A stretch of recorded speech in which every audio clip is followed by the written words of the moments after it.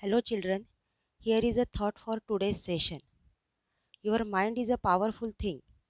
When you fill it with positive thoughts, your life will start to change.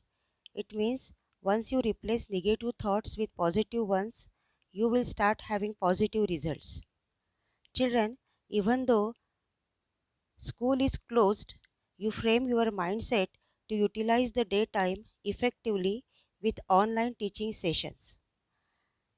As you sit down to study, you may feel uncomfortable for a few minutes, but if you focus your mind and heart on a particular task, you will come in the flow and things will get easier for you. You might have read all instructions posted on our school group as well as on school website. A gentle reminder regarding few of them. Keep your textbook of science open. Prepare 100 pages practical notebook. Cover both textbook and notebook with brown paper and put a label on it. Keep writing material ready. Read the lesson as well as content on slides thoroughly. Keeping this in mind, let's go ahead. In previous video, we have seen how scientist Robert Harding Whittaker used 5 different criteria for classification of living organisms.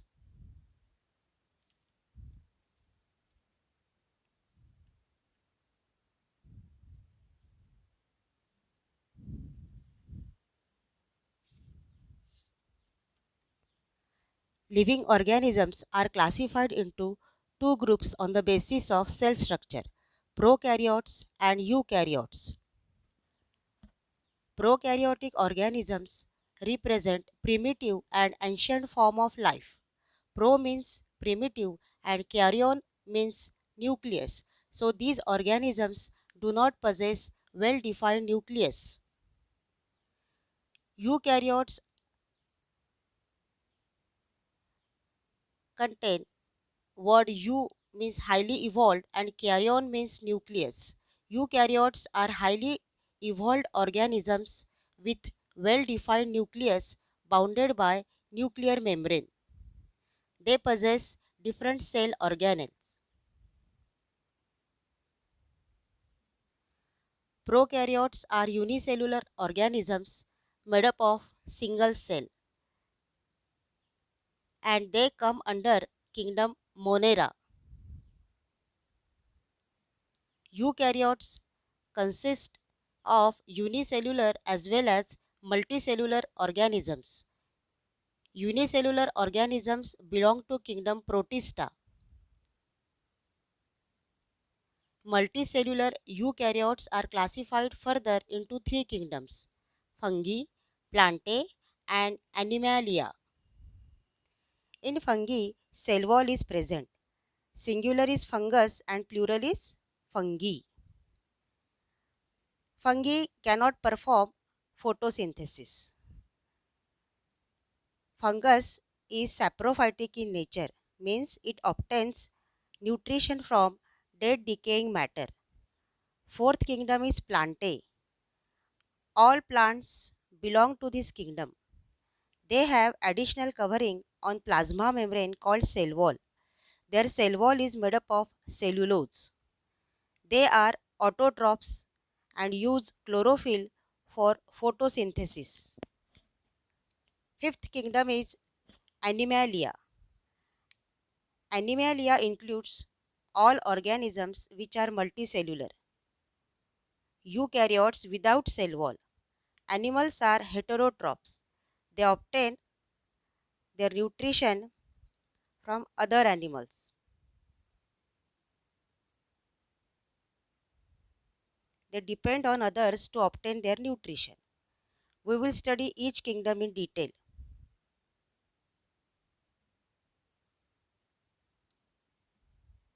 Activity mentioned on page number 2 of science textbook is shown in following video. Children, watch the video.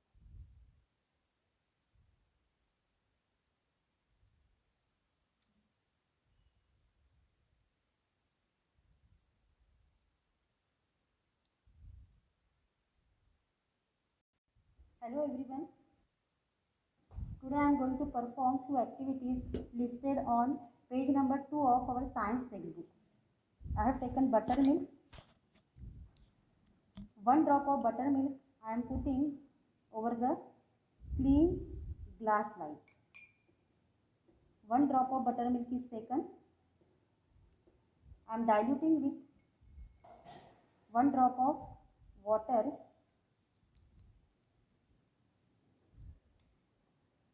and a clean cover slip is taken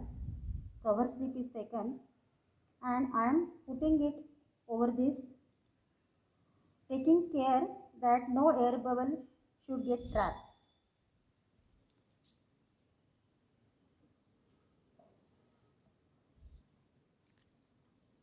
I'm pressing it a little. Now this is a temporary amount of buttermilk, and when you observe it under low and high resolution power of microscope, you can see their lactobacilli moving. So this is the method of preparing temporary mount.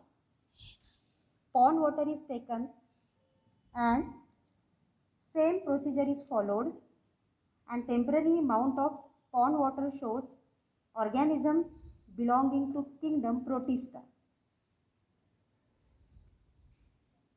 Let me show you different examples of fungus. This is yeast. Yeast is a unicellular fungus. It is used in making bread. It is mostly used in bakery products. Fungus can be seen on potatoes. These are spoiled potatoes, and you know all fungus needs moist and damp place to grow. This is a fungus which is obtained from the base of a tree. You can spot them easily during this rainy season. Fungus is saprophytic in nature. They obtain nutrition from dead and decaying matter. And this is example of algae, green algae. It can also be seen everywhere during rainy season. I will explain all the characteristics of different kingdoms through PowerPoint presentation.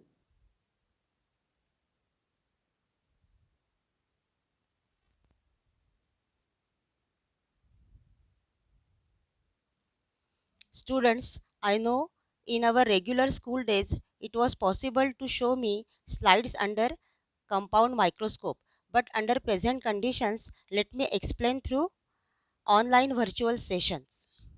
When temporary amount of buttermilk is observed under high power of compound microscope, small rod-like moving bacteria are seen. These bacteria are named as lactobacilli. Let us study characteristics of kingdom Monera. All the organisms are unicellular, means they have only one cell. Single cell can perform all the activities needed for survival. They may be autotrophic or heterotrophic. Autotrophic means self feeders. They can prepare their own food. Example, blue green algae. Some of the organisms belonging to Monera kingdom are heterotrophic, means their mode of nutrition is such that they depend on others or they can get their nutrition from the environment. These are eukaryotic cells without distinct or well defined nucleus or cell organelles. Different types of diseases are caused due to bacteria.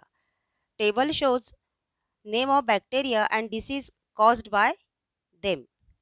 In our textbook, only diagrams of various bacteria are given, but I would like you to note down this table in your copy. Clostridium tetani causes the disease tetanus. Streptococcus pneumoniae causes pneumonia. Treponema pallidum causes syphilis.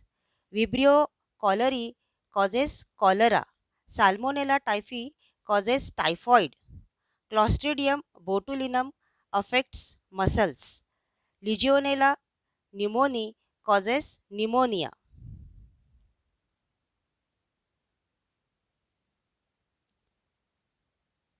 Kingdom Protista. When temporary amount of pond water is observed under high power of compound microscope, we will find some motile moving microbes with irregular shape. In just one drop of pond water, we can see large number of protists like amoeba, paramecium, etc. Characteristics of kingdom Protista.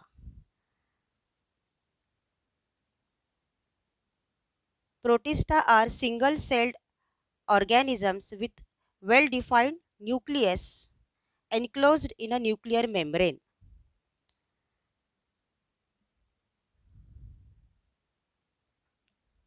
Slide shows diagram of amoeba, paramecium, euglena, volvox and diatoms.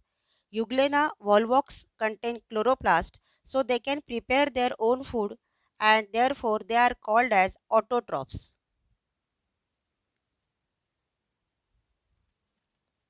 Amoeba, paramecium are heterotrophs. They depend on others for obtaining their nutrition.